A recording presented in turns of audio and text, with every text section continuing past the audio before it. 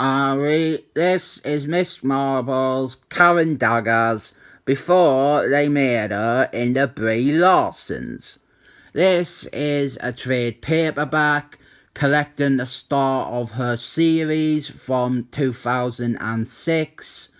This one, it has got issues 1 and 2 and 3 and 4 and 5, as well as gigantic sized Miss Marbles. You won't be able to find this trade though, it is long out of print, and Marvel, they have very purposely done so, because this doesn't fit their little narrative about transforming Karen Daggers into the Brie Larson's version. This series ran for 50 issues and was written by Brian, the cis white male, and the art for this one is by Robert Deltaroid. On the YouTube's website, Captain Fungal, he has already covered some issues from this run, so I hope that I am not stepping on his toes with this video, because he is Captain Fungal and I didn't want his infection. A good thing about this trade though is that this isn't a series that was written for the trade. The stories aren't padded out. In this first collection we get 2 full stories rather than just one long decompressed story told across 6 issues. First we've got this is gigantic sized Miss Marbles. It's a teaser for the ongoing, setting up the character and the status quo and the renewed purpose of Miss Marbles. It also introduces a villain who is in the second story. It is mostly all set up, but look, there's a splash page. Miss Marbles, and she is gorgeous. Like, she looks brilliant there. This is someone that women actually look up to. Women, they want to be like this, rather than this being someone that they're being told that they should look up to, probably. First issue now, this is the start of her series, and there's this great introductory splash page with her lifting up a car.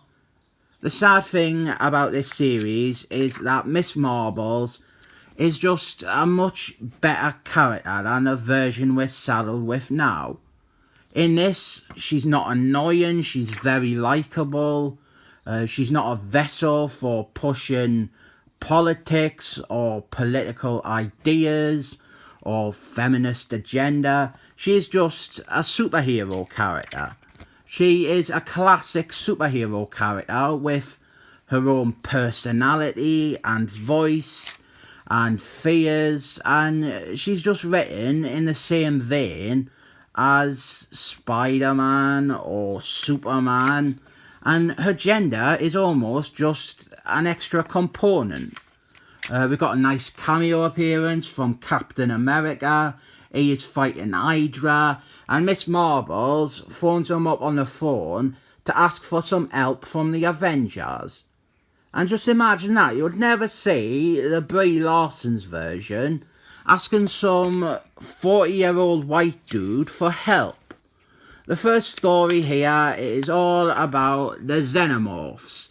They are the aliens from the film Predator. There's one of them there, a Xenomorph. They are invading Georgia, which is a place in Brazil or something. Karen Daggers, she has got a lot of history with the Xenomorphs, and she doesn't immediately win against them. It's quite a long fight. There's a whole swarm of them. She struggles a bit, but not because she's a woman, because she is a classic superhero in the style of Spider-Man or Superman. And the Xenomorphs, they aren't some allegory for the patriarchy or Trump's cabinet or whatever. This is a good story, really great story to lead with. Nice and simple, title character fighting aliens. I suppose I should talk about the costume though. This is a costume that she has worn since the 70s. It is her own costume with her own symbol, the S-shaped lightning bolt, and it was iconic and unique to her. But then the fat, lonely women with dyed purple hair on the Twitter machine, they complain about the male gaze. That you can see her legs, that she's showing skin, that her arse is usually accentuated, and they have just completely missed the point. This costume is meant to exude confidence. A woman being this comfortable with her own body and her own sexuality, and again, it's meant to be aspirational, like Wonder Woman.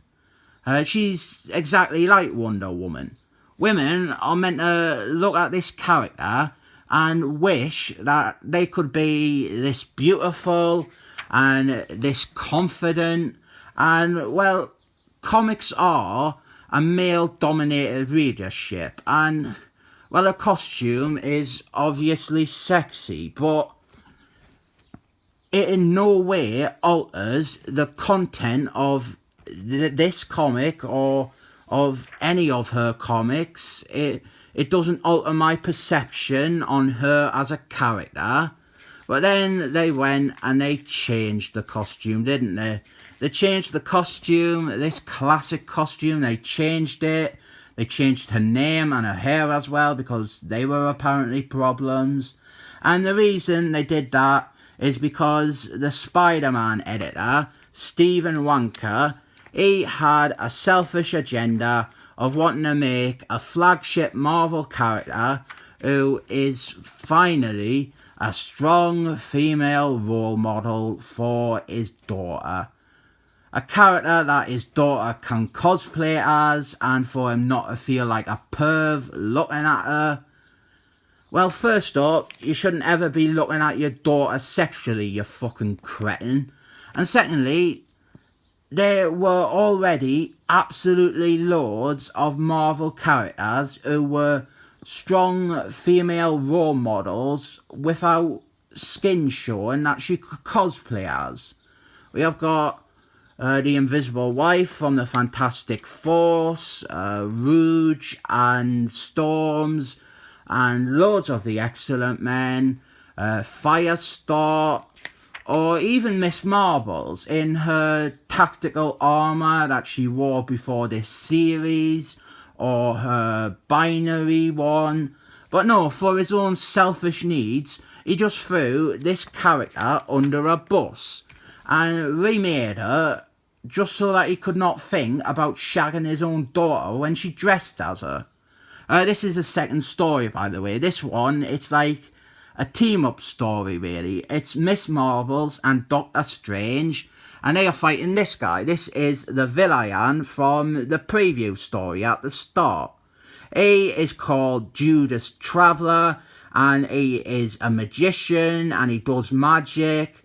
And this is a fun story as well. A nice, simple team-up story between two characters. And this version of Karen Daggers is just infinitely better than the rubbish Brie Larson's one. It's so annoying that Stephen Wanker and Mary Sue DeConnick and Salamander Arnold and all these ideologues at Marvel, they took this rich and layered character and interesting and charismatic character, and they just took this character and boiled her down to no more than a one-note Rosie the Riveter pastiche. They made her into like a Cliff's Notes version of feminism. She became what an out-of-touch committee of men think a strong female character would probably be like. They are just wrong. This is a strong female character. right here, Miss Marvel's Karen Daggers, she is strong on every meaning of the word. She is strong in presence. When she walks into a room, you're immediately drawn to her. In a team boot, you tend to gravitate towards her as a character. She is strong in design. I've already covered that. The design, the lightning bolt and stuff, iconic, unique. She is strong in concept. She has got an origin. She has got unique powers. She is strong in character. She's got an interesting personality.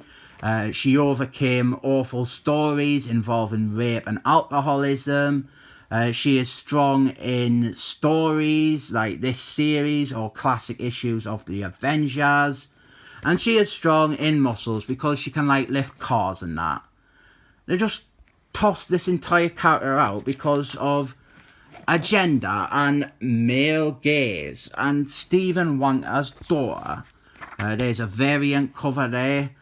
This is a good comic, but it's kind of sad and bittersweet reading it. Marvel, they had this great female character, a solid female superhero with instant appeal and solid stories, and they just took her out back like a poorly dog and shot her. And then they went to the pet shop and bought the worst replacement possible. I recommend this whole series, but you're not going to be able to find any of the trades. As I said, they are all long out of print. They didn't fit the narrative that Marvel spin that Karen Daggers was like a rubbish Z-list character and an embarrassment to women everywhere. And that it was Mary Sue DeConnick and Stephen Wanker who took this character and reinvented her and finally made her a strong role model for women. In conclusion, this is a good comic, and Stephen Wanker has thought a lot about his own underage daughter in scantily clad costumes. I rate this book a 7 thumbs up though.